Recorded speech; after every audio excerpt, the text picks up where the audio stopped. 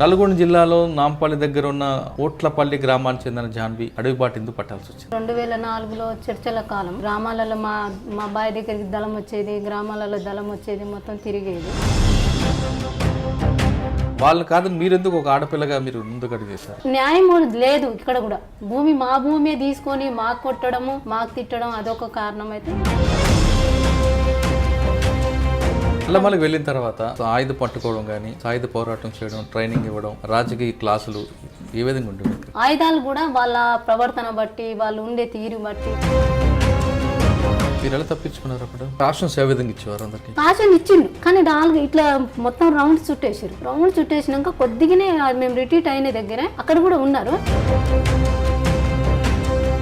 నల్లమల్లలో చిన్న చిన్నగా నిర్బంధం పెరుగుతుంది. ఒక ఫైరింగ్ తర్వాత ఒక ఫైరింగ్ అవుతుంది. ఆ పార్టీలో మహిళల పట్ల లింగ వివక్ష ఉంది, వాళ్ళ పట్ల ఎన్నో చూపు ఉంటుంది, వాళ్ళకి శారీరక మానసికంగా వేధిస్తుంటారు. చిన్న చిన్న అంటే మనము ఏ సమాజంలో ఇక్కడ భూస్వామి సమాజంలో పుట్టినాం కాబట్టి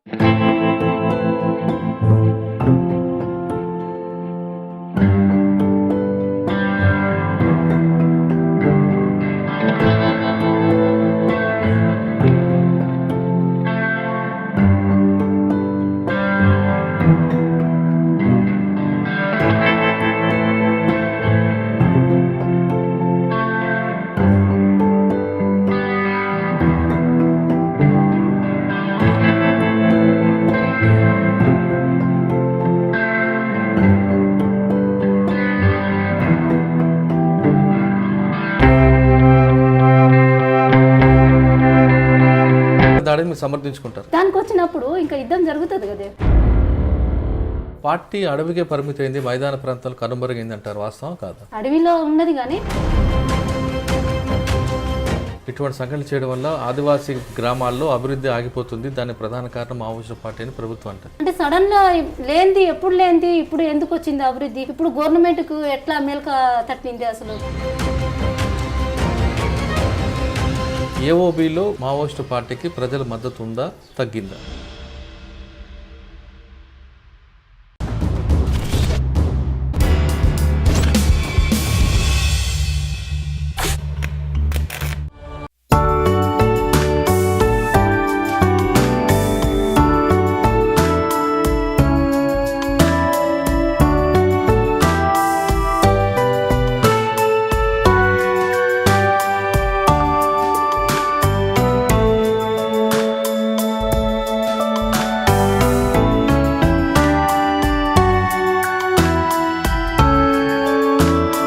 క్రైమ్ కన్ఫెషన్స్. తెలుసో తెలియకో, లేదా అప్పట్లో గ్రామంలో ఉన్న పరిస్థితుల మీద ప్రభావం, లేదా తుపాకీ పట్టుకోవాలనే ఒక సరదాతోనో కొంతమంది యువకులు అడవి బాట పట్టారు. అక్కడికి వెళ్ళి అన్నలతో కలిసి ప్రజల సమస్యలపై నిత్యం పోరాటం చేశారు. ఈ పోరాట సమయంలో భాగంగా వాళ్ళు ఎండనక, వాననక, వర్షం అనక, చల్లనక, పగలనక, రాత్రి అనక నిత్యం అడవుల్లో ఉండి అక్కడే దినదిన గండంగా బతుకుతూ, అక్కడ ప్రజలు ఇచ్చిన, ఆదివాసులు ఇచ్చిన, గిరిజనులు ఇచ్చిన భోజనాన్ని తింటూ నిత్యం అక్కడ ప్రజలకు సమస్యలపై పోరాటం చేశారు. అప్పట్లో ఉన్న పరిస్థితులకు అనుగుణంగా ప్రజల సమస్యల మీద సమీక్ష జరుపుకోవడం, అక్కడ భూస్వాములను బెదిరించడం, భూములు ఎక్కడైతే ఉన్నాయో వాళ్ళందరూ కూడా పేద ప్రజలకు పంపిణీ చేయడం, వాళ్ళలో చైతన్యం చేయడంలో వాళ్ళు తమ వంతు పాత్ర పోషించారు. ఆ విధంగా అడవుల్లో ఉన్న వాళ్ళు తర్వాత కాలక్రమంలో అక్కడ పార్టీలో పద్ధతులు నచ్చకో, లేదా వ్యక్తిగత కారణాలతోనో, లేదా అనారోగ్య సమస్యలతోనో తిరిగి జనజీవన శ్రమంతో కలిసిన వారిని పరిచయం చేసే ఈ కార్యక్రమంలో ఈ వారం మన guest Janvi alias Saritha alias Jaya. Janvi Nalgonda జిల్లాలో ఒక చిన్న కుగ్రామంలో పుట్టిన జాన్వి అక్కడి నుండి నల్లమల ఫారెస్ట్లో పనిచేశారు. నల్లమలలో ఉన్న తర్వాత అక్కడ ఆమె పేరు జయాగా మార్చుకున్నారు. జయ తర్వాత నల్లమలలో ఎప్పుడైతే మావోయిస్టు పార్టీ పీపుల్స్ వార్ పార్టీకి పీపుల్స్ వార్ పార్టీ పూర్తిగా కనుమరుగైందో నల్లమలలో, అక్కడి నుంచి ఆమె ఏఓబి కట్ ఆఫ్ ఏరియా వెళ్ళారు. అక్కడ చాలా 14 సంవత్సరాలు పనిచేసిన జాన్వి అలియాస్ సరిత చాలా పెద్ద ఆపరేషన్లు చేశారు. ఒకటి బలిమలలో గ్రేహౌండ్స్ దళం ముట్టడిలో ఆమె కూడా ఉన్నారు. వాటితో పాటు Ramagiri, Rayagada encounter, Rayagada police station దాడులు, చాలా పెద్ద దాడులు చేశారు. దీనికి ప్రధాన కారణం ఏంటి? ఒక చిన్న కుగ్రామంలో పుట్టిన జాన్వి ఎందుకు అడవి బాట పట్టాల్సి వచ్చింది? ఎందుకు మరి తిరిగి బయటకు వచ్చారు? అసలు అడవుల్లో ఉన్న పరిస్థితి ఏంటి, పీపుల్స్ వార్ పార్టీ మావోయిస్ట్ పార్టీకి ప్రజలకు మధ్యన గ్యాప్ ఎందుకు వస్తుంది అనే అంశాలని ఆమె తెలుసుకుందాం. నమస్తే అమ్మా. జాన్వి అలియాస్ సరిత అలియాస్ జయ, నీ పేరు 2009-2010లో బలెమలలో అటాక్ అప్పుడు బాకూరు వెంకటరమణ అలియాస్ గణేష్ పేరుతో పాటు మీ అందరి పేర్లు పోలీసులు అప్పుడు రికార్డులు గుర్తించారు. అంటే బలిమెల అనేది పోలీసులకు గ్రేహౌండ్ పోలీసులకు పెద్ద దెబ్బ పడింది. అసలు ఆపరేషన్కి మీకు ముందు సమాచారాలకు వచ్చింది, అది అప్పటికప్పుడు అనుకొని చేశారా, లేదు ప్లాన్డ్గా వెళ్ళి చేశారా? అంటే పోలీసులు గ్రేహౌండ్స్ పోలీసులు నీటిలో వస్తున్నారు కాబట్టి మీకు పైన కొండ మీద ఉన్నారు, మీకు అప్పర్ హ్యాండ్ వల్ల దొరికిందా? వాటితో పాటు కట్ ఆఫ్ ఏరియాలో మీరు చేసిన పనులు, ఈ ప్రశ్నకు సమాధానం చెప్పే ముందు నల్గొండ జిల్లాలో నాంపల్లి దగ్గర ఉన్న ఓట్లపల్లి గ్రామానికి చెందిన జాన్వి అసలు అడవి బాట ఎందుకు పట్టాల్సి వచ్చింది? గడిబాట అంటే అప్పుడు 2004లో చర్చల కాలం. అప్పుడు గ్రామాలలో మా బావి దగ్గరికి దళం వచ్చేది, గ్రామాలలో దళం వచ్చేది, మొత్తం తిరిగేది. అట్లా పాటలతోని ఆకర్షితురాలై అట్లా పోవడం జరిగింది. ఇంకోటి ఏంటంటే మేము చిన్నప్పుడు మా భూమి సమస్య ఒకటి ఉండే, అంటే ఈ గ్రామంలో అన్నలు వచ్చేవారు అప్పుడు ఓట్లపల్లి వచ్చేటోళ్ళు మా అబ్బాయి దగ్గరికి కూడా వచ్చారు, మా నాయనకు కూడా కలిసేటోళ్ళు, మేము కూడా పోయేటోళ్ళం. చిన్నప్పుడు మేము కూడా చూసాం, మా ఊళ్ళో కూడా చాలా విపరీతంగా వచ్చేటోళ్ళం. 2004లో చర్చల కాలంలో బహిరంగనే ఊర్లలోకి వచ్చి ఆటపాటలు పాడి అట్లా చేసి పార్టీ చేసిన ఆకర్షితులని దానికి నేను పోయినా. ఇంకొక కారణం ఏంటంటే మా భూమి వేరే వాళ్ళు, మా పాలెల వాళ్ళు గుంజుకొని మా నాన్నమ్మ వాళ్ళకు మా నాయనకు వాళ్ళకు చిన్నప్పుడు బాగా కొట్టడం, ఇది కూడా ఒక కారణమై ఉద్యమంలో వెళ్ళిపోవడం. అంటే మీ నాన్నగారితో మీకు పాలేరుతో సమస్య వచ్చినప్పుడు మీ నాన్నగారు ఉన్నారు, మీ అన్నదమ్ములు ఉన్నారు కదా, వాళ్ళు కాదు మీరెందుకు ఒక ఆడపిల్లగా మీరు ముందుకు అడుగు చేశారు? అంటే ఇక న్యాయం లేదు ఇక్కడ కూడా. మా భూమి తీసుకొని మాకు కొట్టడము, మాకు తిట్టడం అదొక కారణం అయితే, ఇంకా ఆటపాటలకు కూడా బాగా ఆకర్షితురాలై ఈ రెండు కూడా పనిచేసి నా దాంట్లో నేను పోవడం అంటే జరిగింది. ఎవరు మీకు అప్పుడు బాధ్యత వహించారు? తిరుమలగిరి కుర్మయ్య కమాండర్గా ఉన్నారు అప్పుడు. కుర్మయ్యతోని పోయినా. ఎంతకాలం ఉన్నారు, ఎక్కడికక్కడ తిరిగారు? అక్కడ సీదా కృష్ణపాటి ఏరియా ఉన్న అప్పుడు అక్కడ నుంచి సాకేత్కి ప్రొటెక్షన్ వెళ్ళిపోయినా. సాకేత్కి నల్లమల్లలో అప్పుడు చర్చల కాలంలో ప్రొటెక్షన్కి వెళ్ళిపోయినాం. ఆ టీం ఆ సాకేత్ దగ్గరే 2 సంవత్సరాలు 3 సంవత్సరాలు పనిచేయడం జరిగింది. నల్లమల్లికి వెళ్ళిన తర్వాత మీకు ఆయుధ పట్టుకోవడం కానీ, సాయుధ పోరాటం చేయడం, ట్రైనింగ్ ఇవ్వడం, రాజకీయ క్లాసులు ఏ విధంగా ఉంటుంది? అంటే కొత్తలో ఏం చేస్తారంటే ఫస్ట్ క్లాసులు అంటే ట్రైనింగ్ ఇస్తారు. ట్రైనింగ్ ఇచ్చినాక మళ్ళీ ఏం చేస్తారంటే ఆయుధాలు కూడా వాళ్ళ ప్రవర్తన బట్టి, వాళ్ళు ఉండే తీరు బట్టి, ప్రజల పట్ల వాళ్ళు వివరించే శైలిని బట్టి, వాళ్ళు నేర్చుకునే ఉద్యమం పట్ల నేర్చుకొని ప్రజలకు మళ్ళీ రేపు నాయకత్వం వహిస్తారా అని ఇవన్నీ కూడా పార్టీ నాయకత్వం అయితే పరిశీలించి నాకైతే 6 నెలలకే తుపాకీ ఇచ్చడం అని జరిగింది. 6 నెలలకే తుపాకీ ఇచ్చడం, సభ్యత్వం కూడా ఇచ్చడం జరిగింది. అక్కడ నుంచి సాకేత్కే నేను గార్డుగా ఆర్కేకే ప్రొటెక్షన్ టీంలో పిఎస్లో ఉన్నాం. ఎప్పుడు మాధవ్ రామకృష్ణ కాడ ప్రొటెక్షన్ టీమ్గా ఉన్నాం. అక్కడ నుంచి బూర్గొండలో ఫైరింగ్ జరిగింది. 2005లో ఏమో బూర్గొండలో ఫైరింగ్ జరిగింది. అక్కడ కూడా చాకచక్య తప్పించుకొని అందరం కూడా ఎస్కేప్ అయిపోవడం జరిగింది. అక్కడ నుంచి సాకేతు ఇక్కడ నుంచి నల్లమల నుంచి బదిలీ అయ్యింది వాళ్ళు. బదిలీ అయినాక అప్పుడు మాధవ్ వచ్చిండు. మాధవ్ వచ్చినాక మాధవ్ నాయకత్వంలో కూడా ఆయనకు కూడా ప్రొటెక్షన్ టీమ్గా పిఎస్లో ఉండడం జరిగింది కంటిన్యూ. అక్కడ ఫైరింగ్ సంఖ్యల గుండాలో ఫైరింగ్ అయింది, పెద్ద ఫైరింగ్, 9 మంది చనిపోవడం జరిగింది. దాంట్లో కూడా నేను ఆ ఫైరింగ్లో కూడా మాధవ్ తప్పించుకున్నాను. మాధవ్ చనిపోయింది. 9 మంది చనిపోయారు అక్కడ. అంటే మాధవ్ జరిగిన సంఘటన ఒకసారి చెప్పండి, ఎలా జరిగింది? అదేమైందంటే ఎప్పుడో నుంచి ఒక 3 రోజుల క్రితం నుంచే బలగాలు ఎంటర్ కావడము అట్లా జరిగింది. మాకు తెలియదు, మేము సామాన్లు మోయడం, మీటింగ్లు చేసుకోవడము, ఇంకా వేరే జిల్లాల వాళ్ళకు సమన్వయం చేసుకోవడము, మేము ఏపిట్లో పోవడం, టీములుగా పోవడం ఇట్లా జరిగింది. కానీ ఎప్పుడో వచ్చి వాళ్ళు మాట కాసుకొని ఉన్నారు. సాయంత్రం కూడా ఏమైందంటే అక్కడ పెట్రోలింగ్ పోతున్నాం మేము టీం, దాంట్లో నేను కూడా ఉన్నాను. పెట్రోలింగ్ పోతుంటే మనిషి లెక్క కనిపించింది.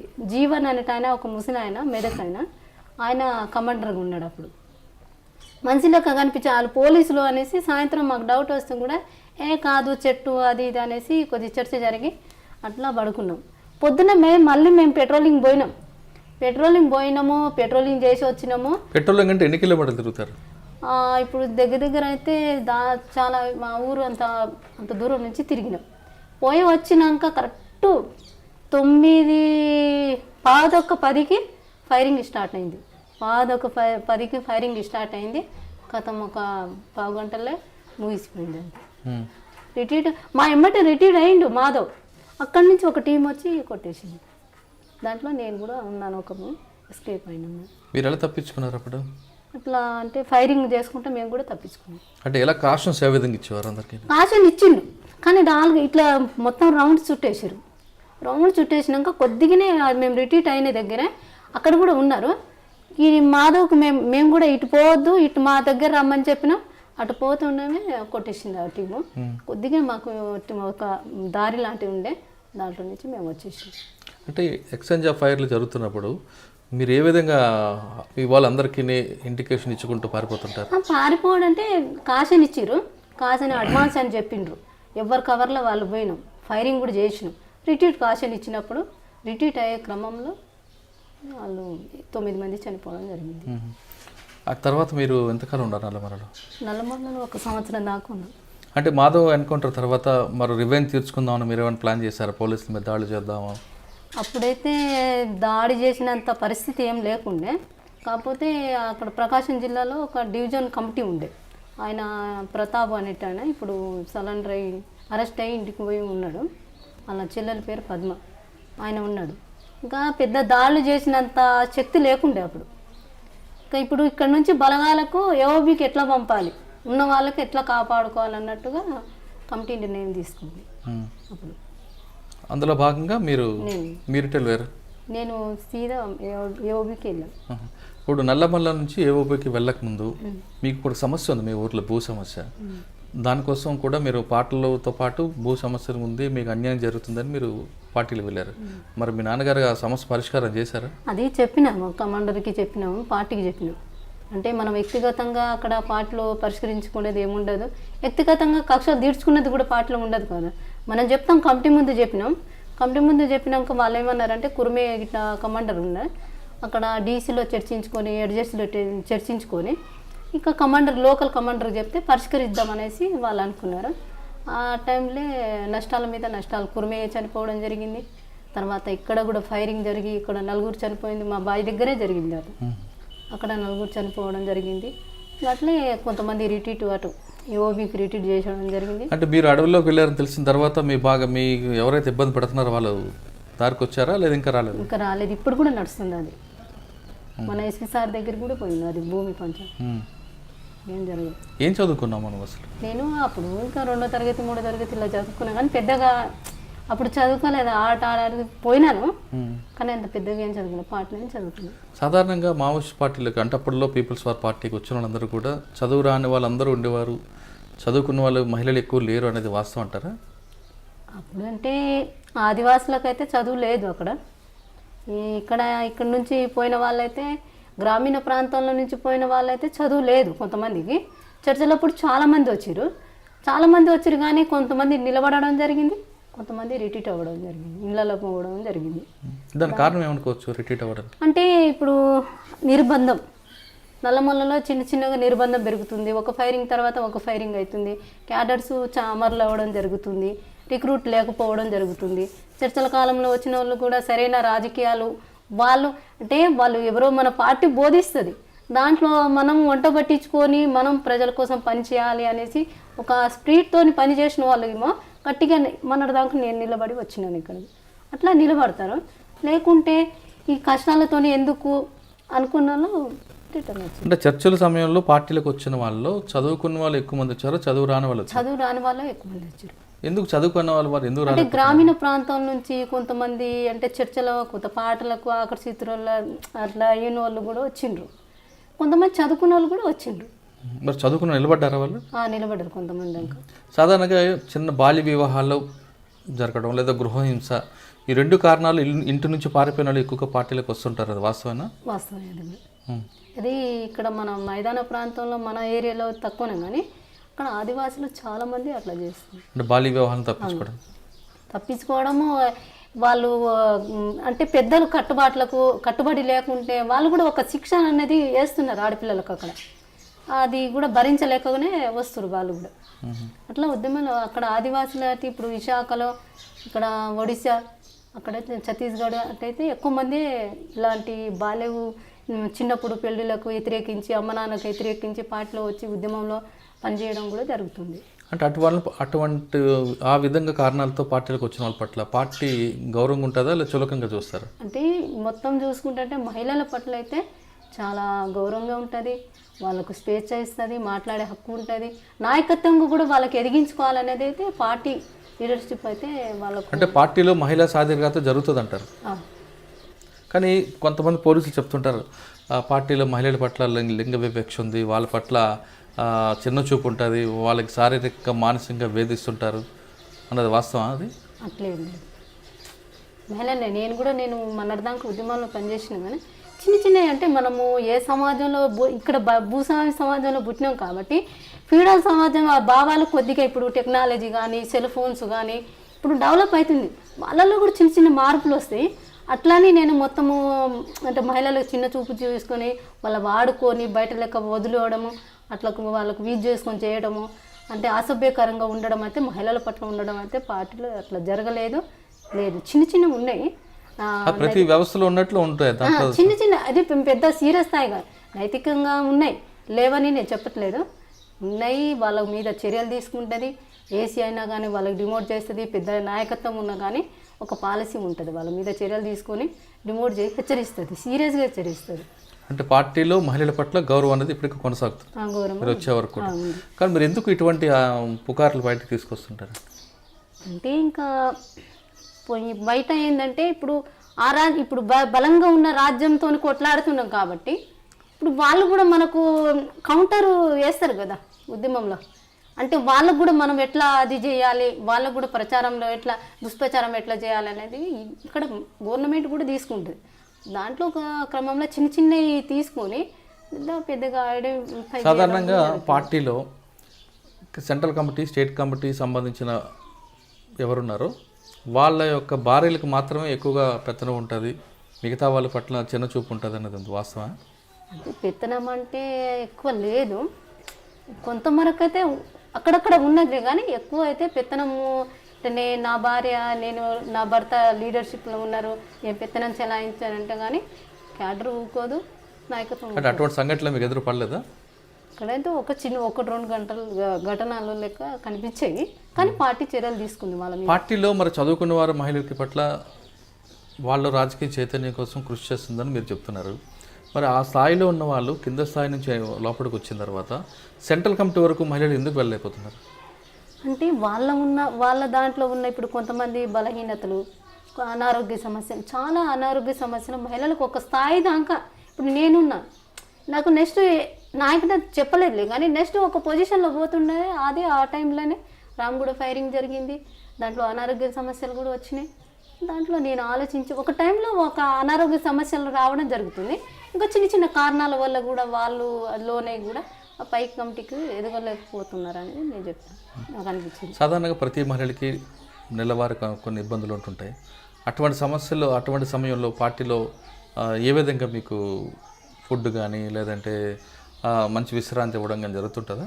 అది విశ్రాంతి అంటే ఇప్పుడు సమస్య వచ్చినప్పుడు అయితే గుడ్లు ఇస్తారు, పల్లీలు ఇస్తారు, స్పెషల్ ఫుడ్ అయితే మహిళలకు కేటాయించడం జరుగుతుంది. వాళ్ళు చెప్పినా చెప్పకపోయినా నెల కోట వస్తుంది, అట్లా ఇస్తున్నారు. అట్లా ఇవ్వకపోవడం అనేది వాళ్ళ అనారోగ్యం గురైనా కానీ చూయించడం, వాళ్ళకి రెస్ట్ చూయించడం, అట్లా ఈ రెస్ట్ ఇవ్వడము, లేకుంటే ఇప్పుడు బాధ్యత ఒక దగ్గరికి పోయి వాళ్ళు పని చేయాలి, వాళ్ళు మీటింగ్లు చేయాలి, అక్కడ ఆర్గనైజర్గా వాళ్ళు పని వెళ్ళాలన్నా కూడా అక్కడ ఆపుకొని వాళ్ళ హెల్త్ బాగాలేకుంటే వేరే వాళ్ళకన్నా పంపిస్తుంది. ఆ విధంగా మహిళల పట్ల బాగానే ఉంది, సమాజంలో ఏ విధంగా ఉందో ఆ విధంగానే జాగ్రత్తలు తీసుకుంటారు పార్టీ. తర్వాత ఇప్పుడు మీరు ఏఓపీకి వచ్చారు, నల్లమల నుంచి ఏఓపీకి ఏ విధంగా వెళ్ళారు? అంటే బస్సులో అంటే ట్రైన్లో వెళ్ళాము. ఎక్కడ నుంచి? ఇక్కడ నుంచి అంటే సీదా అక్కడ నుంచి రాయచూరుకి వెళ్ళాం, రాయచూరు నుంచి గుంతకల్లు వాటి నుంచి వెళ్ళాము మేము. ఎక్కడికి వెళ్ళి? శ్రీకాకుళం. శ్రీకాకుళం వెళ్ళాం. శ్రీకాకుళం ఎందుకు వెళ్ళారు? శ్రీకాకుళం కూడా వెళ్ళే, ఎక్కడ పూరికి వెళ్ళాం. ఒడిశాకి వెళ్ళి ఒడిశా నుంచి పికప్ చేసుకున్నాం అక్కడికి శ్రీకాకుళంకి వెళ్ళి. శ్రీకాకుళం ఎందుకు వచ్చారు? అంటే ఇప్పుడు పార్టీ రిట్రీట్ చేసింది, ఇక్కడ క్యాడర్ ఉన్నా కానీ ఇప్పుడు ఎన్కౌంటర్ చేస్తే నష్టపోతుంది, ఉన్న క్యాడర్కి కాపాడుకోవాలి, అక్కడన్నా ఉద్యమం బలపడి. శ్రీకాకుళం ఎక్కడ బొట్టపాడు వెళ్ళారా లేదా? బొట్టపాడేనా? ఏమన్నారు బొట్టపాడులో? ఎన్ని రోజులు ఉన్నారు? ఎవరి దగ్గర? బొట్టపాడులో చాలా రోజులు ఉన్నాను, 1 సంవత్సరం దాకా ఉన్నాను. ఈ సంవత్సరంలో అక్కడ ఏదో ఫైరింగ్ అయింది అక్కడ కూడా 2007లో 8 దాకా అక్కడనే ఉన్నా. అంటే పల్లెసారది, బొట్టపాడు, పాతూరం తిరిగారా? మార్కాపురం మొత్తం తిరిగి, సాలూరు మొత్తం తిరిగి. అక్కడ సూపాలు చూసిన తర్వాత మళ్ళీ మీకు మరొకసారి నల్లమల గుర్తుకొచ్చింది బొట్టపాడులో? అవును, అంటే తెలుగు ప్రజలు ఉంటారు అక్కడ, బాగానే మంచిగానే ఉంటారు అక్కడ ప్రజలు. బొట్టపాడులో సంవత్సరం ఉన్న తర్వాత ఏం చేసేవారు? బొట్టపాడు అక్కడ ఆర్గనైజేషన్ పని. అప్పుడు ఎవరు మీకు బాధ్యత? ఆయన దయ, ఇక్కడ నుంచి దయనే. దయ దగ్గర దయనే ప్రభా అంటే పలానా నల్గొండ నుంచి ఇలా క్యాడర్ ఉంది అట్లా అని చెప్పారు, అంటే మాకు పంపించండి అని ఆయన ప్రపోజల్ చేసిన దయ దగ్గరికి వెళ్ళాము. బొట్టపాడు తర్వాత ఎక్కడికి వెళ్ళారమ్మా? బొట్టపాడు నుంచి కోరాపుట్. లేదు బస్సులోనా మళ్ళీ ట్రైన్? లేదు, ఇంకా దళాలతో. బొట్టపాడు నుంచి కోరాపుట్ చాలా దూరం కదా? నడుచుకుంటా. ఇప్పుడు బొడ్డపాడు ఇది ఆవిరి దళం అది మొత్తం ఏరియా ఉంటుంది కదా, ఇదేదో ఉన్నది నేను మర్చిపోయినాను, అక్కడ నడుచుకుంటేనే దళాలు తిరుగుతున్నాయి అప్పుడు. కోరాపుట్ వెళ్ళిన తర్వాత మీరు చేసిన పని ఏంటి? కోరాపుట్ పోయినాక నాకు ఏసీలో తీసుకున్నాను. ఫస్ట్ ఏమో కంపెనీలో ఉన్నా నేను, అంటే ఫస్ట్ కంపెనీలో ఉన్నా నేను. కంపెనీ నుంచి హెల్త్ ప్రాబ్లం వల్ల మళ్ళీ కోరాపుట్కు బదిలీ చేశాను. కోరాపుట్లో ఏరియా కమిటీగా పనిచేసిన. కోరాపుట్ వెళ్ళారు, అక్కడ ఒడియా భాష రాదు, భోజనం అది కొంచెం ఇబ్బంది ఉంటుంది, అక్కడ అడవులు కొండలు వేరేగా ఉంటాయి, అవన్నీ అలవాటు పడ్డారా? అలవాటు పడ్డాం. అసలు ఫస్ట్ ఇక్కడ శ్రీకాకుళంలో నాకు తెలియదు, వాళ్ళు పక్కాల చేస్తారు, దాంట్లో గుంగుర ఈ కుర్తి లెక్క చేస్తారు, అట్లా చేసుకొని వాళ్ళు ప్రజలు నాకు కూడా తెలియదు. మాకు అన్నం వండిండ్రు, అంటే బయట నుంచి వచ్చింది కదా అన్నం వండిరు, అన్నం ఎందుకు వండుతారు, వాళ్ళు తినేది తినవచ్చు కదా అన్న. సరే తిను నీ ఇష్టము కానీ అలవాటు పడినాక తింటే బాగుంటుంది అనేసి అన్నారు, దయగిట్ట చెప్పిండు. అలా తెచ్చి అమ్మలు పోసిరు, నాకు కొత్త ఇక్కడి నుంచి పోయినప్పుడు అమ్మలు పోసినప్పుడు అంత తాగినాక కింద పురుగులు కనిపించినాయి. అంటే నేను అప్పుడు చేయలేదు ఏమనలేదు, అంటే ప్రజలు తాగుతున్నారు మనం తాగుతాం దాంట్లో చనిపోతామా, పురుగు తీసేసినాం అమ్మలు తాగేసినాం, అట్లా కూడా అలవాటు పడ్డా. కోరాపుట్లో పోయినాక భాష నేర్చుకున్నా, ఒడియా నేర్చుకున్నా, కువ్వి నేర్చుకున్నా, కోయ నేర్చుకున్నా, 3 భాషలు కూడా పర్ఫెక్ట్. మీటింగ్లో కూడా కోయ కువ్వి ఒడియా మాట్లాడేదాన్ని. నల్లమల, బొడ్డపాడు, కోరాపుట్ ఒడిశా ప్రాంతాల్లో ఆదివాసుల సమస్యలు ఏమి మీరు ఎక్కువగా గుర్తించారు? అంటే అక్కడ సంబంధించి భూమి సమస్య చాలా ఉంది వాళ్ళకు, భూమి సమస్యలు ఉంది, దైనందిన సమస్య ఉంది వాళ్ళకు, తర్వాత గిట్టుబాటు ధర ఒక సమస్య ఉంది, అంటే పసుపు పండిస్తారు వాళ్ళు, అనేక అంటే సోళ్ళు అవి పండిస్తారు, వాళ్ళకి గిట్టుబాటు ధర లేకపోవడము, అలాగా చాలా సమస్యలు. మెయిన్ అయితే భూమి సమస్య ఉన్నది. ఇక్కడ నుంచో పోయి ఇక్కడ నుంచి బయట నుంచి పోయి అక్కడ పోయి ఏం చేస్తారు, వాళ్ళకు సార పోసి ఉప్పు మిరపకాయలు ఇచ్చి వాళ్ళ కాడ భూములు లాక్కోవడం చాలా అది చేసారు. కోరాపుట్లో అయితే నారాయణపట్నం భూ పోరాటమే జరిగింది కదా, నాచికలింగ నాయకత్వంలో. అప్పుడు పార్టీ వాళ్ళతో మాట్లాడి వాళ్ళకు కూడా కలుపుకొని పెద్ద ఎత్తున భూ పోరాటం జరిగింది. అక్కడ భూమి సమస్య చాలా ఉంది. కోరాపుట్లో మీరు చేసిన యాక్షన్ పనులు టీమ్స్ ఏమున్నాయండి, యాక్షన్ వర్క్? కోరాపుట్లో అయితే యాక్షన్ అంటే అదే 4వ కంపెనీలో దాంట్లో దాడిలో ఉన్నాను. ఇంకొక ఆ దాడి గురించి చెప్పండి సార్. ఆ దాడి కిందంటే ముందే రిక్కి చేసి దాంట్లో అమోనేటెడ్ ఉంటుంది తర్వాత పోలీసులు చంపేసి ఆయుధాలు తీసుకురావడం, జల్టీని తీసుకురావడం, అక్కడ విస్ఫోటన జరుగుతుంది కదా మొత్తం అక్కడ కంపెనీకి జరుగుతుంది కాబట్టి మెయిన్ జల్టీని తీసుకురామని టార్గెట్. అక్కడ దాడి చేయడం, తుపాకులు, జల్టీని తీసుకొని మందుగుండు సామాగ్రి స్వాధీనం చేసుకోవాలని అనేసి మా టార్గెట్. అక్కడ దాని అనుకున్న ఇంకా 1 సంవత్సరం నుంచి రిక్కి చేసిరు, దాంట్లో నేను కూడా ఒక పార్ట్ ఉన్నా. రిక్కి చేసినాక దాడి చేసి దాంట్లో 14 మంది. ఎన్ని గంటలు దాడి చేశారు? దాడికి ఎంట్రీ ఎలాగా ఎగ్జిట్ ఎలాగా? తెల్లవారు జరిగింది అది, తెల్లవారుజామున అప్పుడు రిట్రీట్ అయ్యిండు బలగాలు, లోపల ఇరికిపోయినాయి మా బలగాలు ఇరికిపోయి అట్లా తెల్లవారు చేసి వాళ్ళు 14 మంది చనిపోయారు, తర్వాత వీళ్ళు 2 చనిపోయారు. అంటే ఎంతసేపు జరిగింది ఆ వారం? అది రాత్రి 12 గంటలకు కరెక్ట్ గుర్తులేదు కానీ అప్పుడే తెల్లవారి దాకా జరిగింది. తెల్లవారి 4 గంటల దాకా రిట్రీట్ అయినాను, బలగాలు రిట్రీట్ అయినాయి. మరొకసారి చెప్పండి, ఆ కంపెనీ మీద రాత్రి 12 గంటల లోపలికి వెళ్ళారు, సంవత్సరం నుంచి రెక్కి వేశారు, ఎంతమంది వెళ్ళారు? దాంట్లో మిలిసే గిట్ట మొత్తం 100 మంది దాకా ఉంటారు. అది అంటే వెనక నుంచి వెళ్ళారు, ముందు నుంచి వెళ్ళారా? అంటే వెనక నుంచి అంటే టీములు ఇది పలానా దగ్గర మీరు పోవాలి, పలానా దగ్గర నుంచి మీరు అంటే లోపల అడ్వాన్స్ కావాలి అనేసి మొత్తం ఒక్కొక్క టీంకు కమాండర్ ఇచ్చి బాధ్యత ఇటు రోడ్డు నారాయణపట్నం రోడ్డుకు ఇటు లక్ష్మీపూర్ రోడ్డుకు అంబుష్ టీంలో పెట్టి పెట్టరు. మీరు ఏ టీంకి ఉన్నారు? నేనైతే అంబుష్ టీం ఉన్నాను. అంటే లోకల్ కాబట్టి ఇప్పుడు నేను జనాలకు సమన్వయం చేసుకోవాలి, తర్వాత అక్కడ మనం లోకల్గా పరిచయం ఉన్న వాళ్ళకు మనం మిలిషాకు రిసీవ్ చేసుకొని వాళ్ళ జనాలతో మాట్లాడడానికి నేను అంబుష్ టీంలో. అవును, పబ్లిక్ నుంచి మీకు వ్యతిరేకత రాలేదా? రాలేదు. పోలీసులు వచ్చారా? వచ్చారు. మరి వాళ్ళతో ఫైటింగ్ అంటే ఇప్పుడు మా టీంకు తగలలేదు. ఇటేమో మేము కిస్మిలిగూడ రోడ్డుకు మేము ఉన్నాం, అక్కడ లక్ష్మీపూర్ రోడ్డుకు వాళ్ళు ఉన్నారు. అతల మన గుమ్మలక్ష్మీపురం నుంచి ఒకటి రోడ్డు వస్తుంది, 3 రోడ్లు ఉంటాయి, అటు ఒక టీం ఉన్నది. ఈ లక్ష్మీపూర్ టీంకు అక్కడ అంబుష్ జరిగింది. వాళ్ళు విస్ఫోటన చేసిండ్రు, వాళ్ళు కూడా మైండ్ బ్లాస్ట్ చేసిరు. ఇంకా పెద్ద ఏం కాలేదు. తర్వాత మీ టార్గెట్ రీచ్ అయ్యారా? అంటే మా టార్గెట్ చేయలేదు ఇంకా. అంటే మేము లోపల బలగాలు కొంతమంది ఉండే కొన్ని జల్టీని తీసుకొచ్చినాం, బలగాలు ఎమ్మటెమ్మటే ఇంకా వాళ్ళు కూడా ఎంటర్ కావడం అట్లా జరిగినాయి. తర్వాత మీరు చేసిన ఇంకొక యాక్షన్ టీం గురించి చెప్పండి. నాయగడది చేసిన పెద్ద నాయగడ పెద్దది నాయగడ దాడి ఏంటో దాడి? దాంట్లో కంపెనీలో ఉన్నా నేను, 200 మంది. దాంట్లో నాయకత్వం అంటే దేవ్జీ, తర్వాత ఈయన జంపన్న, వాళ్ళిద్దరు. మళ్ళీ దాడి ఎలా చేశారు? ఇంకా పెద్ద నాయకత్వం అక్కడ బీహార్ కూడా ఆయన వచ్చిండు, బీహార్ అంటారు, ఆయన పేరేవో కేశవరావు ఎవరు అంటారు చూడండి, ఇప్పుడు సెక్రటరీ ఉన్నాడు, ఆయన కూడా ఉన్నాడు. మీ టార్గెట్ ఏంటి అక్కడ? టార్గెట్ ఏంటంటే మెయిన్ అది మిలిటరీ ట్రైనింగ్ క్యాంపు మీద దాడి చేయడం, దాంట్లో ఉన్న తుపాకులు మొత్తం తీసుకురావడం. దాంట్లో 3 టీములకు పోయినాయి, 3 టార్గెట్లు పెంచుకున్నారు. ఒకటేమో చిన్నది, ఒకటి ఇంకొకటి. దాంట్లో 3 టీములుగా విభజించుకొని మేము మెయిన్ టీం మాది ఫస్ట్ అది క్యాంపు మిలిటరీ ట్రైనింగ్ క్యాంపు మీద దాడి చేయడం జరిగింది. టార్గెట్ రీచ్ అయ్యారా? అంటే ఎన్ని తుపాకులు తీసుకొచ్చారు? దాంట్లో ఇంకా ఎన్ని తుపాకులు అని లెక్క లేదు, దాంట్లో చాలా తుపాకులు తీసుకొచ్చారు. దాని మీద సమీక్షలో మీరు ఉన్నారా? తర్వాత సమీక్షలో ఉన్నాము. తర్వాత ఎమ్మటే ఇప్పుడు అన్నీ ఒక దగ్గర తీసుకొచ్చినాం. ఒక చనిపోయిన మిలిటరీ కమాండర్ ఉన్నాడు, ఆ కంపెనీ కమాండరే వేరే దగ్గర తీసుకుపోయి ఆ తుపాకులు చేయడం జరిగింది. మేము మొత్తం తీసుకొచ్చినా ఎమ్మటే పోర్ట్స్ వచ్చింది, అక్కడ ఫైరింగ్ జరిగింది. దాంట్లో 2 కామ్రేడ్స్ చనిపోతే కూడా గుట్ట మీద తీసుకురావడం, మళ్ళీ అక్కడ వాళ్ళు పూడ్చుకొని ఇంకా తుపాకులు మేము మోసినన్నీ తీసుకొచ్చినాం. అతను మొత్తం ఆ గుట్టకి పెట్టేసినాం, అక్కడ ఇక్కడ పెట్టినా. తర్వాత మొత్తం ఎత్తుకొని తీసుకొని కోరాపుట్ నుంచి నెక్స్ట్ అడిగలేదు. కోరాపుట్ నుంచి అక్కడి నుంచి సీదా మళ్ళీ కోరాపుట్కి వచ్చినాం, నాయగడ చేసి కోరాపుట్కి వచ్చినాం. పెద్ద ఎత్తునతో ఒక 3 లారీల తుపాకులు తీసుకొచ్చినాం.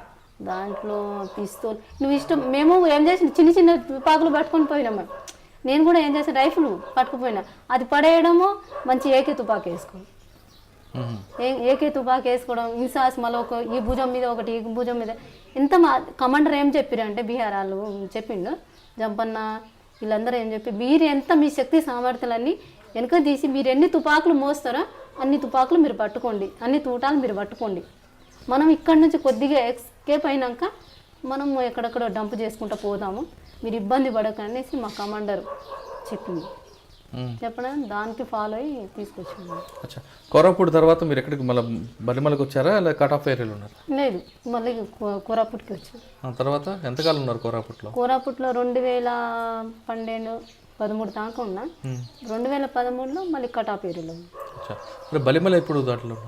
బలిమేలలో ఏమో కంపెనీలో ఉన్నప్పుడు, కంపెనీలో ఫస్ట్ 2008లో కంపెనీలో ఉన్నప్పుడు బలిమేలలో దాడి చేయడం జరిగింది. నేను కంపెనీలో ఒక సభ్యురాలు, ఫస్ట్ కంపెనీ ఒకటి ఉండే. అంటే బలిమేల ఆ సంఘటనలో గ్రేహౌండ్స్ పోలీసులు అక్కడికి వచ్చారని మీకు ఎలా తెలిసింది, ఏ విధంగా ప్లాన్ చేసుకున్నారు?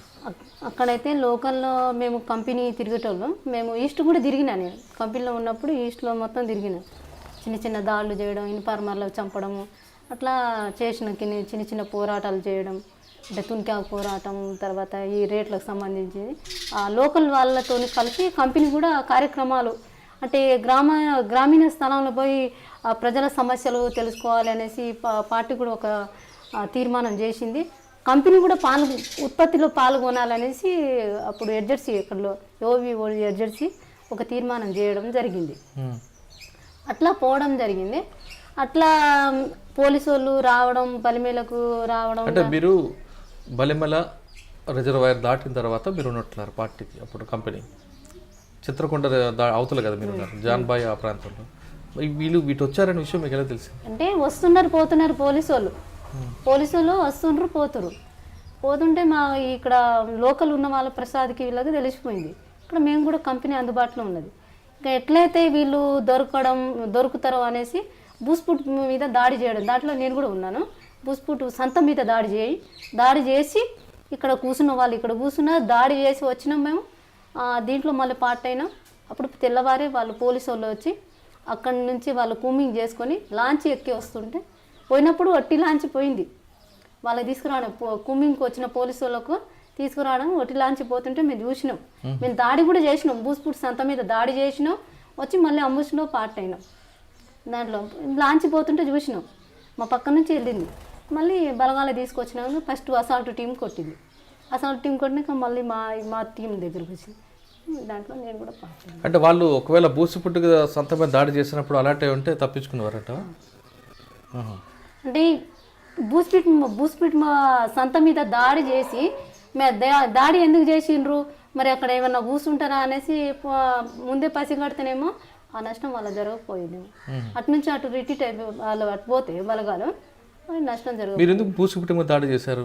ఆల్రెడీ ఎరవేయడం, ఇప్పుడు బలగాలు ఒట్టిగా దొరకదు కదా, ఎరేస్తే మనకు దొరుకుతాయి. ఇప్పుడు ఏదైనా కానీ చాపైనా ఏదైనా ఎరేస్తే దొరుకుతుంది కదా, అట్లా చేసినాం. అట్లాగా వాళ్ళు నిర్లక్ష్యంగా వచ్చిర్రు, అప్పుడు ఆ దాడి జరుగుతుంది. అంటే బూసిపుట్టు సంత మీద దాడి చేస్తున్నప్పుడు ఒకవేళ అక్కడే వాళ్ళు ఉండి పెట్టి బలిమల జరిగి ఉంటుంది కదా? కాదు, అట్లా వాళ్ళు ఎటు నుంచి వచ్చిర్రు బలగాలు, అటు నుంచి మళ్ళీ ఇట్లా కాలినరకన పోతేనేమో ఈ నష్టం జరగకపోయేది.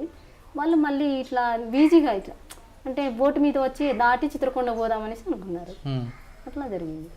అంటే చిత్రకొండ నుంచి బోటు వస్తుందన్న విషయం మీకు ముందే తెలుసా? తెలుసు.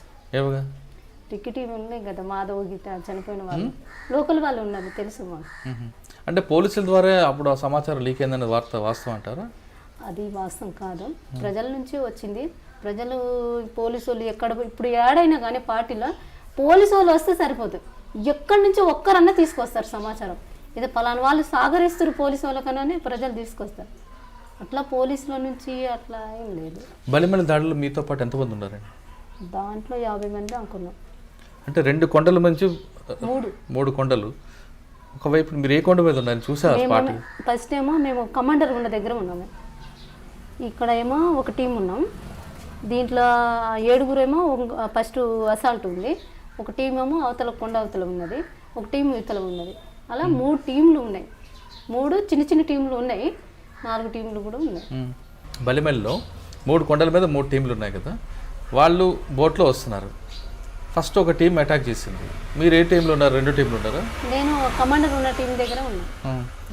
కానీ వాళ్ళు మీరు ఫైర్ చేయడం, వాళ్ళు ఫైర్ చేయడం, బోట్ తిరగబడిపోవడం పెద్ద సమస్య ఏం జరగలేదు అక్కడ. వీళ్ళు ఫస్ట్ అసాల్ట్ వాళ్ళు ఫైరింగ్ చేసిరు, అటు పోయింది. అటు నుంచి వాళ్ళు ఫైరింగ్ స్టార్ట్ చేసిరు, అటు నుంచి మధ్యలో సుడి తిరిగింది, మునిగిపోయింది. 1 నిమిషంలో జరిగింది అది. కానీ దాంట్లో ఉన్న వాళ్ళు కొంతమంది ఫైరింగ్ చేసిరు, దూకి నీళ్ళలో దూకి అటువైపు పోయిరు, చిత్రకొండ వైపు డామ్ వైపు పోయిరు. కొంతమంది ఏమో ఇటువైపు వచ్చిరు. ఒక ఆయన వరంగల్ అయినా చాలా మంది 2-3 దొరికిండ్రు, తీసుకొచ్చి ఒక ఆయన ఏమో దాంట్లోనే మళ్ళీ దూకి చనిపోయిండు. ఒక ఒడిశా పోలీసులు 2 దొరికితే ట్రీట్మెంట్ చేసి మళ్ళీ పంపించడం జరిగింది. కానీ పట్టుకొని ప్రాణాలతో ఉన్న పట్టుకొని కొట్టి చంపారనేది వార్త వచ్చింది. వాస్తవం కొట్టలేదు, ఆయనకు పట్టుకున్నారు. నేను కూడా పోయి చూసిన, నేను ఈతల పక్క ఉన్న వాళ్ళు కూడా పోయి, అప్పుడు దాడి జరిగింది, హెలికాప్టర్స్ తిరుగుతున్నాయి, పోయి మాట్లాడుతారు. ఇప్పుడు కృష్ణ సరెండర్ అయిన కృష్ణ ఉన్నాడు, ఆయన పోయి మాట్లాడుతుండు.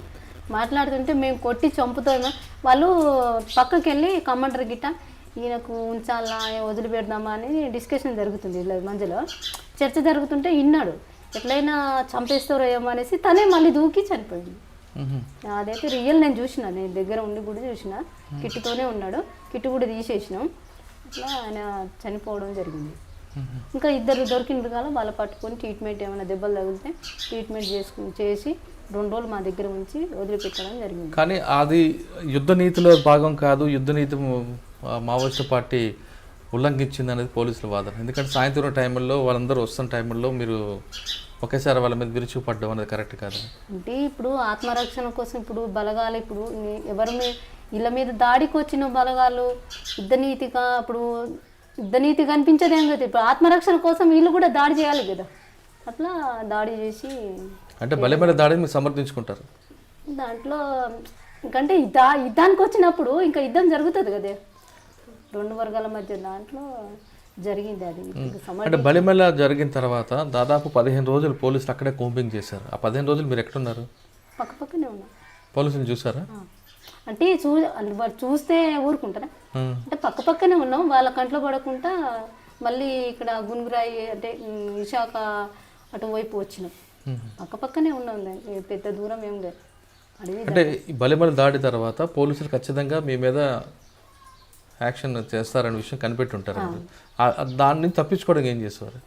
అంటే తప్పించుకోండి అంటే ఇప్పుడు దెబ్బతిన్న వాళ్ళు మళ్ళీ రిటర్న్ దెబ్బ కొట్టడానికి అయితే చూస్తారు కదా ఎవరైనా కానీ. ఇప్పుడు మావోయిస్టులు అయినా కానీ, ఇప్పుడు పోలీసు వాళ్ళు గవర్నమెంట్ వాళ్ళైనా కానీ, ఇప్పుడు దెబ్బతిన్న వాళ్ళు మళ్ళీ రిటర్న్ కొట్టడానికి చూస్తారు. అలాగా వీళ్ళ ఆత్మరక్షణలో కూడా వీళ్ళు మరింత జాగ్రత్తలు తీసుకొని, పార్టీ కూడా తీసుకొని మళ్ళీ దూరం ఉండడం కానీ, జాగ్రత్తలు తీసుకోవడం కానీ, ప్రజలతోని అంటే సమాచారం రోజు తీసుకోవడం కానీ అట్లా చేసిరు. ఎంతకాలం ఉన్నారు మీరు బలిమెల ప్రాంతంలో? ఒక 20 రోజుల దాకా ఉన్నాం. తర్వాత మళ్ళీ వేరే పోయినాం. ఇంకా మీరు చేసిన ఇంకా యాక్షన్స్ ఏమన్నా గుర్తున్నవి? అంటే యాక్షన్ అంటే పెద్ద అంటే గునుకురాయి అంబుష్లో ఒకరు చనిపోయారు. దాంట్లో కూడా నేనే పార్ట్ ఉన్నాను. ఇంకా చిన్న ఫైరింగ్స్లో అయితే చాలా ఫైరింగ్లు జరిగినాయి. మళ్ళీ రీసెంట్లో నేను వచ్చేటప్పుడు కూడా అక్కడ పానిపోదర్ ఫైరింగ్ జరిగింది. తర్వాత కుంతిరిపోదర్ దగ్గర నైట్ ఫైరింగ్ జరిగింది. టిగ్రపాడ ఫైరింగ్ జరిగింది. అక్కడ కోరాపుట్లో చూసుకుంటే మంగళపురం దగ్గర 2 సార్లు ఫైరింగ్. ఎలా తప్పించుకున్నాం మనం? తప్పించుకున్నాను. పరిగెడతావా ఏంటి? పరిగెట్టడం కాదు, ఫైరింగ్తోనే తప్పించుకున్నాను. అందరితో పాటు నేను కూడా తప్పించుకున్నాను. నేను దళంగా ఉన్నప్పుడు కోరాపుట్లో నేను దళ కమాండర్ అయ్యి నేను ఒక దళం తిప్పిదాన్ని. దాంట్లో అది అమ్లిబేడ దగ్గర సామర దగ్గర ఒక ఫైరింగ్ జరిగింది. దాంట్లో లవ్మాడ దగ్గర కూడా నా మీద కూడా దాడి జరిగింది. దాంట్లో చాకచక్యంగా తప్పించుకున్నాం. మీరు జాన్బాయ్ అటెండ్ వచ్చారు ఎప్పుడైనా? వచ్చినాం కానీ దాడి పటేల్ సుధాకర్ రెడ్డి గారు సోపం కట్టినప్పుడు మీరు ఎక్కడున్నారు? అప్పుడైతే ఇక్కడ కోరాపుట్లో ఉన్నాను. అప్పుడు కోరాపుట్లో. మీరు పార్టీలో ఉన్న టైంలో సాధారణంగా పార్టీలో బయట నుంచి వచ్చిన వ్యక్తులు కానీ లోపల ఉన్న వ్యక్తులు కానీ ఒకరికొకరు ప్రేమించుకొని పార్టీ అనుమతి పెళ్లి చేసుకుంటారు. మరి మీ కార్యక్రమం అంటే మీరు ఎవరిని వివాహం చేసుకోలేదు? ఆయన చనిపోయింది. ఎలాగా? రామ్ కూడా ఫైరింగ్లో చనిపోయింది. అయ్యో, ఎలాగా? మీరు అక్కడ ఉన్నారు అప్పుడు? మీరు ఎస్కేప్ అయ్యారు, ఆయన చనిపోయారా? ఏం పేరు ఆయన పేరు? కిరణ్. పూర్తి పేరు? ఇంకా వాళ్ళ ఇంకా అడగమ్మ కిరణ్ అని పార్టీలో కిరణ్. అంటే మీరు కళ్ళ ముందు జరిగిందా? అవును. రామ్ కూడా ఫైరింగ్లో నేను కూడా పార్టీ ఉన్నాను. దాంట్లో తప్పించుకున్న నైటు అక్కడే ఉన్నాను. వాళ్ళు శవాలు తీసుకుపోయినప్పుడు కూడా ఇద్దరం వేరే పక్క పోయినాం. మేము ఒక మిలిసా కామ్రేడు నేను పోయినాం. అక్కడ 31 మంది చనిపోవడం జరిగింది. మళ్ళీ ఆ నైటు మళ్ళీ అక్కడ నుంచి మేము రిట్రీట్ అయ్యి మళ్ళీ ఏరకొండకు వచ్చినాక కూడా ఫైరింగ్ జరిగింది. 2 రోజులు అక్కడే ఆ కొండకే ఉన్నాను నేను. 3వ రోజు బయటకు వచ్చిన. అంటే సహచరుడు కోల్పోయిన తర్వాత పార్టీలు ఉండాలనిపించిందా లేదా బయట అక్కడే ఉండి పోరాటం చేయాలి? ఏం లేదు, 1 సంవత్సరం దాకా అట్లా ఉండడం జరిగింది. ఇక మన అసలు విషయానికి వస్తే పార్టీలో మీరు ఎక్కువ కాలం ఉన్నారు, దాదాపు 14-16 సంవత్సరాలు ఉన్నారు. పార్టీ ఆ ఏరియాలో దండకార్యంలో ఎక్కువ ఆదివాసీల పోరాటం కోసం ఎక్కువ పోరాటం చేస్తుంది దాదాపు 40 సంవత్సరాల నుంచి. మరి ఆదివాసీలు చేస్తున్నప్పుడు ఆదివాసీ పోరాట సమితి అని పేరు ఎందుకు పెట్టకూడదు? ఆదివాసీ పోరాట సమితి అంటే అక్కడ ఇప్పుడు కటాప్లో ఉన్నది బిచ్చనాల్చి ఏరియా కమిటీ అని పెట్టారు. ఎందుకంటే బిచ్చనాల్చి అంటే ఏం లేను ప్రజలు అక్కడ ఏం ఒక ప్రభుత్వం సంబంధించింది సంస్కరణలు కానీ వాళ్ళ ప్రభుత్వ అభివృద్ధి కానీ దైనందిన సమస్యలు కానీ విద్యా వైద్యం కానీ ఏం లేవు, కోరాపుట్లో ఏం లేవు. తర్వాత ఇక్కడ కటాప్ ఏరియాలో కూడా పార్టీ వెళ్ళినాక పార్టీ డిమాండ్లతో కొద్దిగా ఆర్ఎంపీ డాక్టర్లు పంపడం, అట్లా చిన్న చిన్న డాక్టర్లు పంపడం, అట్లా గవర్నమెంట్ తీసుకుంది. అట్లా అంటే వాళ్ళు ఆదివాసీ పోరాట సమితి అని పేరు ఎందుకు పెట్టుకోకూడదు అంటున్నా. అంటే ఆదివాసీ పోరాట సమితి అనేది దాంట్లో ప్రతి ఒక్క ఇప్పుడు నేను పోతే నేను ఒక నా కులానికి ఒక పోరాటం, వేరే దానికి ఒక పోరాటం అట్లా ఉండదు దాంట్లో. అంటే కులాలు సంబంధించిన లేదు, దాంట్లో ముఖ్యం సమస్య మొత్తం సమస్య ఏంటిది అనేసి పరిశీలించి దాంట్లో చాసిమూల్య కమిటీ అని పెట్టిరు ఒకటి. అక్కడ ఆదివాసులతో కలిపి అంటే బిచ్చనాళ్ళు చాసిమూల్య కమిటీ అని పెట్టారు. ఎందుకంటే వ్యవసాయం మీద ఆధారపడుతురు కాబట్టి అక్కడ ఒక కమిటీ పెట్టడం జరిగింది. ఇప్పుడు ఆదివాసీ కమిటీ పెట్టడము కానీ పోరాట సమితి అని పెట్టడం కానీ అట్లా జరగదు. ఎందుకంటే ఇప్పుడు నేను మైనార్టీ పోరాట అది సంబంధించి పెట్టరు కదా, వ్యక్తిగతంగా పెట్టరు. పూర్తి సమస్య తీసుకొని దానికి విశ్లేషించి పై కమిటీ గుట్ట కూర్చొని దాంట్లో ఒక నిర్ణయం తీసుకొని ఏదైతే ముఖ్యంగా ఉన్నదో అక్కడ సమస్య దాని మీద తీసుకుంటారు. ఇప్పుడు మీరు ఉన్న కంపెనీలో కానీ మీరు పనిచేస్తున్న దళకంతింట్లో కానీ మహిళలలో రాజకీయ చైతన్యం తీసుకురావడానికి కానీ లేదా ఆదివాసీ మహిళల్లో రాజకీయ చైతన్యం తీసుకురావడానికి మీరు ఏ విధంగా కృషి చేశారు? చాలా కృషి చేసి చాలామంది రిక్రూట్ చేసి కటాప్ ఏరియాలో ఈ ఎన్కౌంటర్ జరగకముందు రామగూడ ఎన్కౌంటర్ జరగకపోతే ఒక లెవెల్గా ఉండేది ఉద్యమం అక్కడ. చాలామంది ఇప్పుడు నేను అంటే ఒక టార్గెట్ పెట్టుకున్నారు అందరు కూడా. అంటే ఒక్కొక్క ఏరియాలకు ఒక 6 నెలల్లో ఒక 10 మంది కన్నా అట్లా రిక్రూట్ చేయాలి అనేసి పై కమిటీ తీర్మానం ఇచ్చింది. అట్లా తీసుకున్నాం, ఒక స్పీడ్గా తీసుకున్నాం. రామగూడ ఫైరింగ్ అయినాక చాలామంది ఇట్లా చనిపోవడం జరిగింది అక్కడి నుంచి. అయినా కానీ ప్రజలైతే ఇంకా బాగానే ఉన్నారు అప్పటికి కూడా. ఇంకా నేను హెల్త్ ప్రాబ్లం వచ్చినాక చిన్నగా అక్కడ అంటే పార్టీ అడవికే పరిమితి అయింది, మైదాన ప్రాంతాలు కనుమరుగైంది అంటారు, వాస్తవం కాదా? అక్కడ మైదాన ప్రాంతం కదా మొత్తం, అక్కడ కోరాపుట్లో అడవిలో ఉన్నది. కానీ ఇప్పుడు దగ్గర ఇప్పుడు ముచ్చంపూడి దాకా తిరిగేటోళ్ళు. అదే అడవి ప్రజలకు మద్దతు ఉందా మైదాన ప్రాంతాలు? ఉంది, మద్దతు ఉంది. మరి ఎందుకు క్రమేపీ తగ్గిపోతుంది ప్రాబల్యం? అంటే కొన్ని అంటే నిర్బంధం సమస్య, మెయిన్ నిర్బంధం. తర్వాత ఎన్కౌంటర్లు జరగడం, చనిపోవడం, అట్లా దాంట్లో మెయిన్ అయితే నేను టెక్నాలజీ డెవలప్ అయినాక దాడులు జరగడం, అంటే ఎమ్మటెమ్మటే ఫైరింగ్లు జరగడం, నీళ్ళు అన్నం తిండి తిప్పలు కూడా సమస్య రావడం, కొంతమంది రాజకీయాలు బలంగా లేని వాళ్ళు వెళ్ళిపోవడం, తుపాకులు పెట్టేసి కూడా పోయిన సంఘటన కూడా ఉంది. అంటే ఆదివాసీ అభివృద్ధికి మావోయిస్టు పార్టీ అడ్డుకుంటుందని ప్రభుత్వం వాదిస్తుంది, మీరేమంటారు? అట్లయితే ఏం లేదు, పార్టీ అయితే ఎక్కడ అభివృద్ధికి అడ్డుకున్నది ఏం లేదు.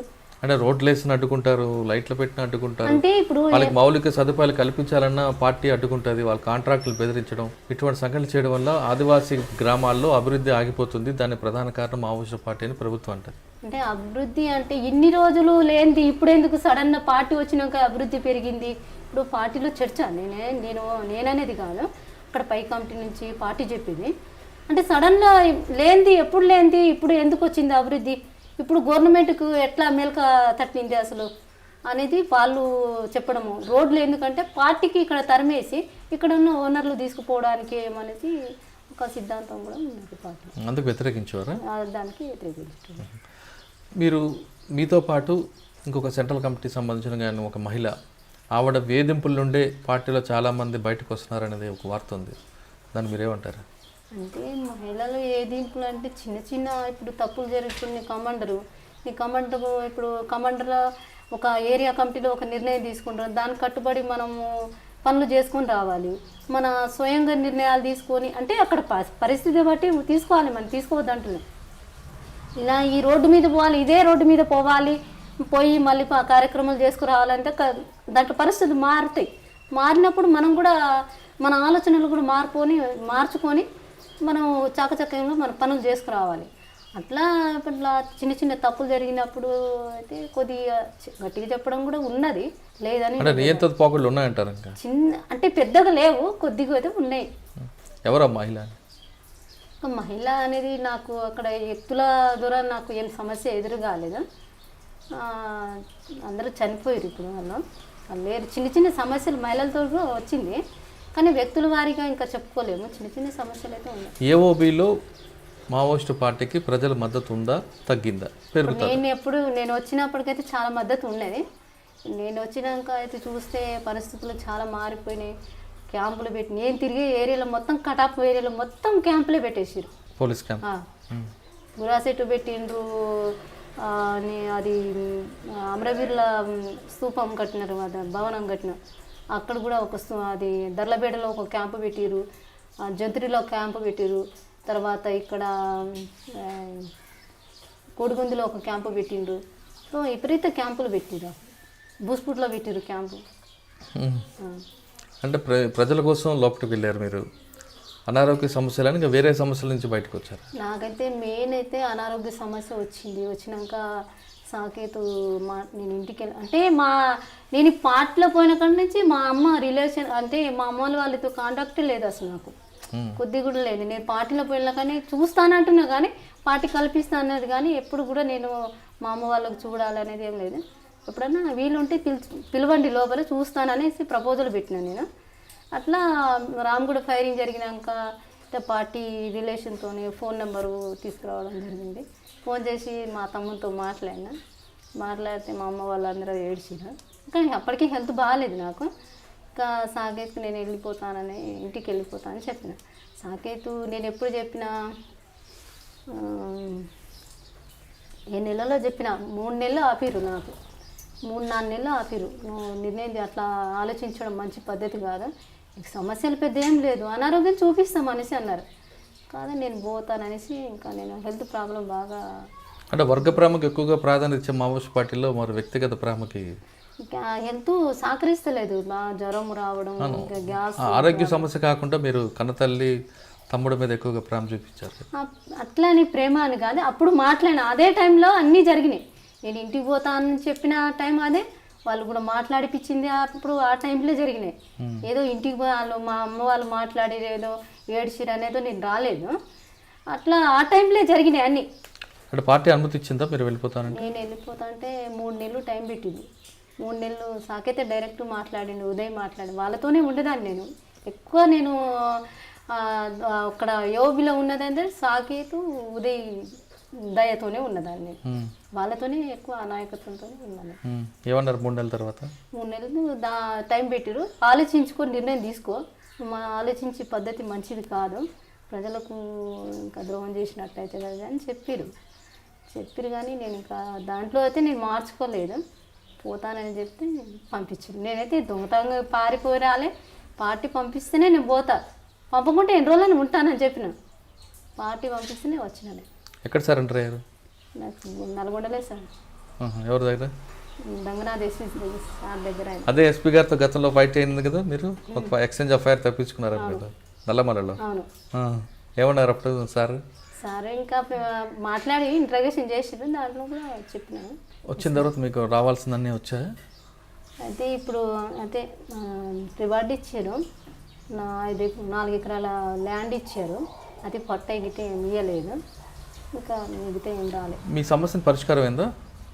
సమస్య అంటే ఇప్పుడు ఇచ్చిన చెప్పిండ్రు కానీ ఇవ్వలేదు. ఏమన్నారు ఎస్పీ గారు? ఇస్తామని చెప్పారు. మీ పాత భూమి అది ఏమో మాట్లాడిండు, మళ్ళా కోర్టుకు 60 రోజుల టైం ఇచ్చారు, ఆ తర్వాత చేస్తామని చెప్పారు. ఇప్పుడు బయటకు వచ్చారు, ఇప్పుడు ఆరోగ్యం ఎలాగుంది మీకు? అక్కడ ఉన్న అప్పుడు కంటే ఇప్పుడు కొద్దిగా పర్లేదు. ఏం చేద్దాం అనుకుంటున్నా, మీ లక్ష్యం ఏంటి ఇప్పుడు? ఇప్పుడు లక్ష్యం అయితే అమ్మ నాన్నతోనే ఉంటా, ఫ్యామిలీకి. ఇప్పుడు మీరు వెళ్తున్నప్పుడు పరిస్థితి, గ్రామాల పరిస్థితులు వేరు, ఇప్పుడు గ్రామాల అభివృద్ధి చెందే ప్రభుత్వ పథకాల కింద వరకు వస్తున్నాయి. అప్పుడు ఉన్న పరిస్థితులు ఇప్పుడు లేవు, అది వాస్తవం కదా? ఇంత అభివృద్ధి చెందుతున్న ప్రాంతంలో ఇలాంటి సమస్యలు, చాలా సమస్యలు ఎదురవుతున్నప్పుడు మీలాగా అడవిలోకి వెళ్ళి తుపాకీ పట్టుకోవాలా, లేదు ప్రజాస్వామ్యబద్ధంగా పోరాటం చేయాలి? ఇప్పుడున్న పరిస్థితులు అయితే ఇప్పుడు ఎవరు తుపాకీ పట్టేంత ఆలోచిస్తలేరు. అలాంటి పరిస్థితి ప్రభుత్వం కలిపి కొద్దిగా సమస్యలు ఉన్నాయి, ప్రభుత్వం దాంట్లో అమలు చేసే దాంట్లో కూడా ఉన్నాయి. ఇప్పుడున్న ఏ పని కష్టానికి సిద్ధపడాలి కదా, ఇప్పుడు కష్టానికి సిద్ధపడతలేదు. ఇప్పుడున్న టెక్నాలజీ, ఇప్పుడున్న ఈ సినిమాలు కానీ, తర్వాత ఈ సెల్ ఫోన్స్ కానీ వచ్చే ఎట్లనే ఒక 600 సంపాదించుకున్నా బతుకుదాం, ఆ కొండలలో పోయి మళ్ళీ ఎవరు కావాలి అన్నట్టుగా ఉన్నది. నేను పరిశీలించిన వరకు అయితే ఇప్పుడు అంటే విప్లవం అంటే నిండు భోజనం కాదు కదా, అలాగ కష్టాలు ఉంటాయి దాంట్లో. మనం మాట్లాడుకున్నారే 10 మంది కుర్రోళ్ళు కలిసి మాట్లాడుకున్నంతగా ఈజీగా అక్కడ ఉద్యమం కాదు, పార్టీలో పోవడం అంత ఈజీ కూడా కాదు. వాళ్ళు మస్తు మాట్లాడుకుంటారు, కానీ ఆచరణలో పోయి అమలు చేసేది చాలా ఉంటుంది. అలాగా అది లేదు, కనిపిస్తలేదు యూత్లో. కొంతమందిలో ఉన్నది కానీ అది ఆవేశంతో ఉన్నదే కనిపిస్తుంది, ఐడియాలజీగా లేదంట. లేదు, ఆవేశంతోనే. ఇప్పుడు ఏదో పనులు జరగకపోతే ఎంఆర్ ఆఫీస్ చుట్టూ తిరిగి, లేకుంటే ఏదైనా భూమి ప్రాబ్లం వచ్చినా కానీ, నిరుద్యోగం సమస్య వచ్చినప్పుడు అలాంటి ఆలోచన చేయడం జరుగుతుంది. కానీ వాళ్ళు ఇప్పుడు ఇంకొకటి ఏంటంటే పార్టీ లేదు కదా ఇక్కడ. అప్పుడైతే సిద్ధాంతాలు చెప్పేటోళ్ళు, కొద్ది గ్రామాలలో వచ్చేటోళ్ళు, వాళ్ళకు నిరంతరం ప్రజలకు మోటివేట్ చేసేటోళ్ళు, అలాంటి పరిస్థితి లేదు. కాబట్టి ఆలోచించడం అంటే పెద్దగా ఏం కనిపించలేదు నాకు గ్రామాలలో.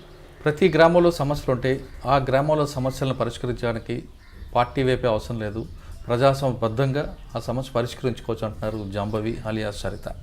ఇది ఈ వారం సరితతో ఎక్స్క్లూజివ్ ఇంటర్వ్యూ. వచ్చే వారం మరో గెస్ట్తో మళ్ళీ కలుద్దాం. అంతవరకు నమస్కారం.